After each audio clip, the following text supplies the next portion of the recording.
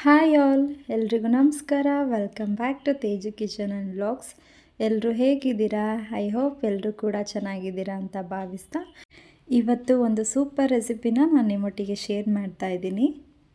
ಈ ರೆಸಿಪಿಗೆ ಏನೇನು ಇಂಗ್ರೀಡಿಯೆಂಟ್ಸ್ ಬೇಕು ಮತ್ತು ಇದನ್ನು ಹೇಗೆ ಮಾಡೋದು ಅಂತ ಸ್ಟೆಪ್ ಬೈ ಸ್ಟೆಪ್ ನೋಡೋಣ.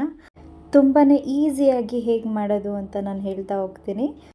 ಮೊದಲು ಒಂದು ಕಡಾಯಿನ ಬಿಸಿ ಆಗೋದಕ್ಕೆ ಇಟ್ಕೊಂಡಿದ್ದೀನಿ. ಇದು ಬಿಸಿ ಆಗಿದ ನಂತರ ಒಂದು 2-3 ಟೇಬಲ್ ಸ್ಪೂನ್ ಆಗುವಷ್ಟು ಆಯಿಲ್ನ ಹಾಕ್ಕೊಂಡಿದ್ದೀನಿ. ಆಯಿಲ್ ಹಾಕಿದ ನಂತರ ಕಟ್ ಮಾಡಿಟ್ಟಿರೋಂಥ 2 ಈರುಳ್ಳಿನ ಹಾಕ್ಕೊತಾ ಇದ್ದೀನಿ.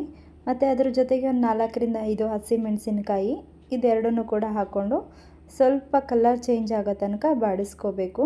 ಅತಿ ಹೆಚ್ಚು ಉರಿಯೋ ಅವಶ್ಯಕತೆ ಇಲ್ಲ, ಒಂದು ಸ್ವಲ್ಪ ಕಲರ್ ಚೇಂಜ್ ಆದರೆ ಸಾಕು. ಈರುಳ್ಳಿ ಮತ್ತು ಹಸಿಮೆಣಸಿನ್ಕಾಯಿನ ಚೆನ್ನಾಗಿ ಹುರ್ಕೊಂಡಿದ ನಂತರ ಇದು ಸ್ವಲ್ಪ ತಣ್ಣಗಾಗಿದ ನಂತರ ಇದನ್ನು ಮಿಕ್ಸಿ ಮಾಡ್ಕೋಬೇಕು. ಅದ್ರ ಜೊತೆಗೆ 1 ಇಂಚು ಶುಂಠಿ, 1-2 ಗೆಡ್ಡೆ ಬೆಳ್ಳುಳ್ಳಿ, ಒಂದು ಸ್ವಲ್ಪ ಪುದೀನ ಸೊಪ್ಪು ಹಾಗೆ ಇನ್ನೊಂದು ಸ್ವಲ್ಪ ಕೊತ್ತಂಬರಿ ಸೊಪ್ಪನ್ನು ಹಾಕ್ಕೊಂಡು ಚೆನ್ನಾಗಿ ಮಿಕ್ಸಿ ಮಾಡ್ಕೋಬೇಕು. ಇದು ಕೇವಲ ಕಡಿಮೆ ಇಂಗ್ರೀಡಿಯೆಂಟ್ಸಲ್ಲಿ ಅತಿ ಸುಲಭವಾಗಿ ಆಗುವಂಥ ರೆಸಿಪಿ. ಅದರ ಜೊತೆಗೆ ಒಂದು 2-3 ಟೇಬಲ್ ಸ್ಪೂನ್ ಆಗುವಷ್ಟು ತೆಂಗಿನಕಾಯಿ ತುರಿನ ಹಾಕ್ಕೊತಾ ಇದ್ದೀನಿ.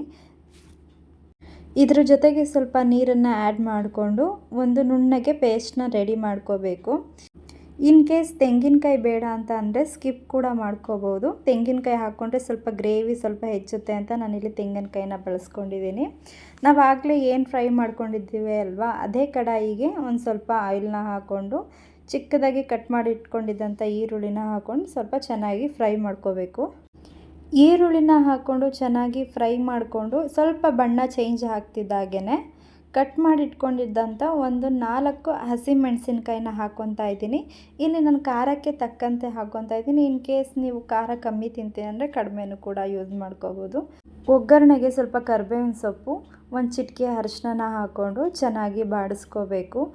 ಕರಿಬೇವಿನ ಸೊಪ್ಪು ಹಾಕಿದ್ರೆ ಚಿಕನಿಗೆ ತುಂಬಾ ಟೇಸ್ಟ್ ಚೆನ್ನಾಗಿರುತ್ತೆ. ಸೊ ಅದಕ್ಕೋಸ್ಕರ ನಾನು ಕರಿಬೇವಿನ ಸೊಪ್ಪನ್ನ ಬಳಸ್ಕೊತಾ ಇದ್ದೀನಿ. ಇದೆಲ್ಲ ಚೆನ್ನಾಗಿ ಫ್ರೈ ಆಗಿದ ನಂತರ ಅರ್ಧ kg ಚಿಕನ್ನ ನಾನಿಲ್ಲಿ ಹಾಕ್ಕೊತಾ ಇದ್ದೀನಿ. ಚಿಕನ್ನ ಹಾಕ್ಕೊಂಡಿದ ನಂತರ ಚೆನ್ನಾಗಿ ಮಿಕ್ಸ್ ಮಾಡಿಕೊಂಡು ಫ್ರೈ ಮಾಡಬೇಕು. 1 kg ಚಿಕನಲ್ಲಿ ಮಾಡಬೇಕು ಅಂತ ಅಂದರೆ ನಾನು ಏನೇನು ಇಂಗ್ರೀಡಿಯೆಂಟ್ಸ್ ತೋರಿಸಿದ್ದೀನಿ ಅದನ್ನು ಡಬಲ್ ಹಾಕ್ಕೊಂಡ್ರೆ ಸಾಕು. ಚಿಕನ್ ಸ್ವಲ್ಪ ಹೊತ್ತು ಚೆನ್ನಾಗಿ ಫ್ರೈ ಮಾಡಿದ ನಂತರ ರುಚಿಗೆ ತಕ್ಕಷ್ಟು ಉಪ್ಪನ್ನು ಹಾಕ್ಕೊಂಡು ಚೆನ್ನಾಗಿ ಮಿಕ್ಸ್ ಮಾಡಬೇಕು.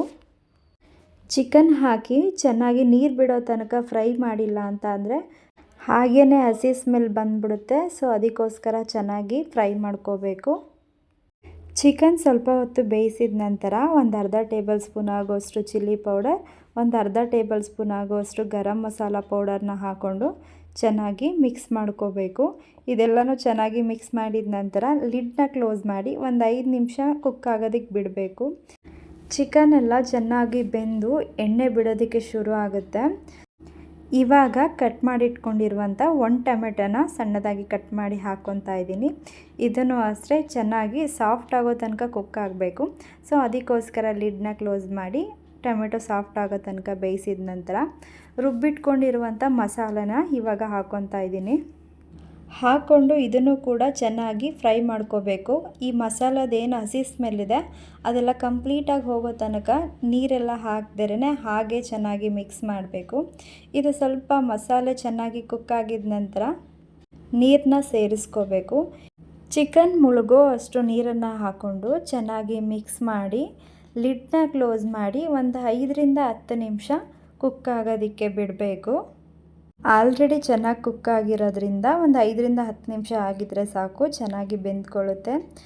ಈ ರೀತಿ ಮಸಾಲೆ ಎಣ್ಣೆನ ಚೆನ್ನಾಗಿ ಬಿಟ್ಕೊಂಡ್ರೆ ಚಿಕನ್ ಚೆನ್ನಾಗಿ ಕುಕ್ ಆಗಿದೆ ಅಂತ ಅರ್ಥ. ನಾನಿಲ್ಲಿ ಗ್ರೇವಿ ಥರ ಮಾಡ್ತಾ ಇರೋದ್ರಿಂದ ಸ್ವಲ್ಪ ವಾಟರ್ ಕನ್ಸಿಸ್ಟೆನ್ಸಿ ಹಾಗೆ ಬಿಟ್ಟಿದ್ದೀನಿ. ಇನ್ ಕೇಸ್ ಇದನ್ನು ಡ್ರೈ ಥರನೂ ಮಾಡ್ಕೋಬೋದು ಅಂದರೆ ಇನ್ನೊಂದು ಸ್ವಲ್ಪ ಗಟ್ಟಿಯಾಗೋ ತನಕ ಕುದಿಸಿದ್ರೆ ಡ್ರೈ ಥರನೂ ಕೂಡ ಆಗುತ್ತೆ. ಲಾಸ್ಟಲ್ಲಿ ಕೋರಿಯಂಡರ್ ಲೀವ್ಸ್ನ ಹಾಕ್ಕೊಂಡ್ರೆ ಈ ಒಂದು ಗ್ರೇವಿ ಇಲ್ಲಿಗೆ ಕಂಪ್ಲೀಟ್ ಆಯಿತು. ಈ ರೆಸಿಪಿ ಅಂತೂ ಮುದ್ದೆ, ಅನ್ನ, ಚಪಾತಿ ಎಲ್ಲದಕ್ಕೂ ಕೂಡ ಬೆಸ್ಟ್ ಕಾಂಬಿನೇಷನ್ ಅಂತಲೇ ಹೇಳ್ಬೋದು. ತುಂಬಾ ಟೇಸ್ಟ್ ಅಂತೂ ಚೆನ್ನಾಗಿ ಬರುತ್ತೆ. ಒಂದು ಸಲ ಮನೇಲಿ ಟ್ರೈ ಮಾಡಿ.